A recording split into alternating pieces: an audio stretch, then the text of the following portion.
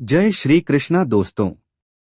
महाभारत में सहदेव की भविष्य शक्ति को जानकर डर गए थे श्री कृष्ण, इसलिए उन्होंने सहदेव को दे दिया था श्राप। महाभारत में सहदेव का जिक्र भले ही कम आता है, लेकिन सहदेव के पास एक बहुत ही बड़ी शक्ति थी और वह थी सहदेव के भविष्य देखने की क्षमता।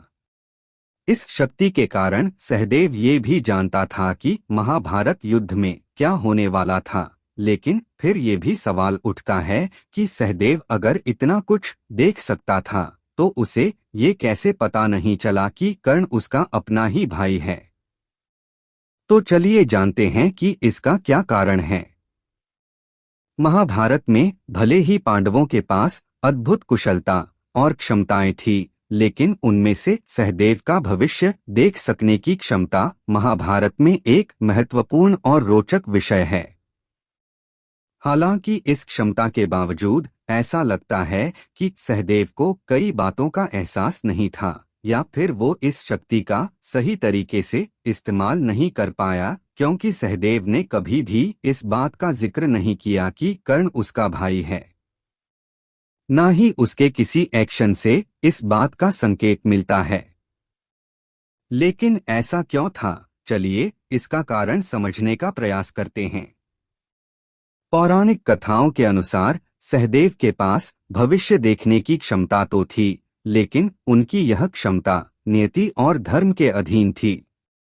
धर्मशास्त्रों के अनुसार यदि सहदेव को किसी बात का पता भी होता तो वे उसे भी प्रकट नहीं कर सकते थे, क्योंकि ऐसा करना धर्म और ईश्वर के विधान के खिलाफ माना जाता।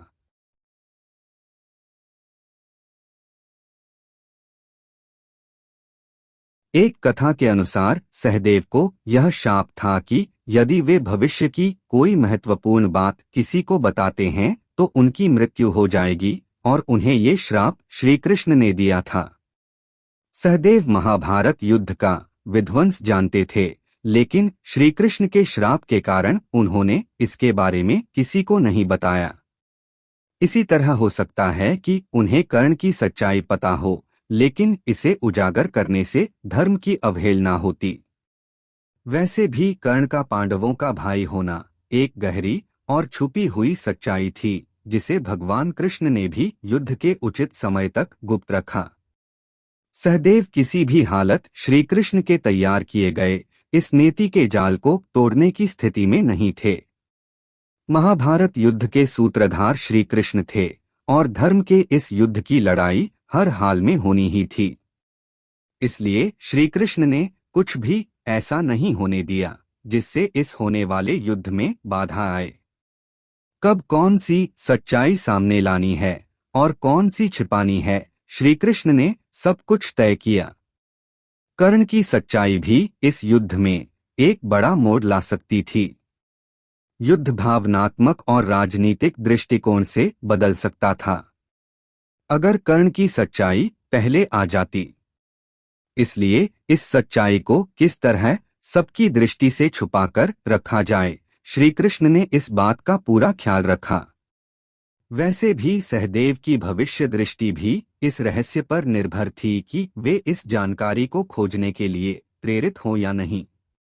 मतलब कि सहदेव जिस चीज का भविष्य देखना चाहते थे केवल वही देख पाते थे। सहदेव का भविष्य देखने का कार्य एक निश्चित समय और परिस्थिति से बंधा था। वे हर समय हर बात को देख या समझ नहीं सकते थे। इसलिए ये संभव है कि उन्होंने कभी कर्ण के बारे में या अपनी मां के अतीत के बारे में विचार ही न किया हो।